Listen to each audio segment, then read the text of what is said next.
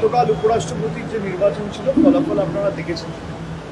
সাংসদদের তরফে বিশেষ করে অপোজিশনের প্রায় সবাই উপস্থিত ছিল। আমাদের দলেরটা আমরা বলতে পারি, তারা বিরোধী জোটের প্রার্থী সুদর্শন রেড্ডিকে সকলে ভোট দিয়েছে। এমনকি অসুস্থতার মধ্যেও সুদীপ বন্দ্যোপাধ্যায়, সৌগত রায় তারাও নিজেরা ছুটে গেছে এবং তারাও তাদের ভোটাধিকার প্রয়োগ করেছে।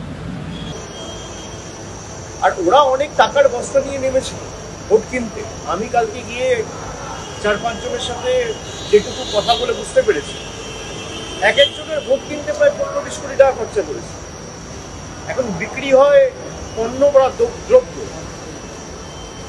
তাই যারা ভোটে নির্বাচিত হয়ে জনপ্রতিনিধি হয়ে মানুষের কথা বলার জন্য পার্লামেন্টে গিয়ে মানুষের আবেগকে বিক্রি করতে চাইছে, তারা হয়তো বিক্রি হতে পারে, কিন্তু মানুষের আবেগ তো বিক্রি হয় না। জনপ্রতিনিধি বিক্রি হতে পারে, জনতা বিক্রি হয় না। দ্রব্য বা পণ্য বিক্রি হতে পারে, আবেগ, ভালোবাসা, আশীর্বাদ বিক্রি হয় না। বিজেপি চেষ্টা করেছে নিজের মতো কেনা বেচা করা, কিন্তু কটা ক্রস ভোটিং হয়েছে আর কটা ভোট বাতিল হয়েছে। কিন্তু যেহেতু সিক্রেট ব্যালটে ভোট, যে যার নিজের মতো করে স্পেকুলেট করছে।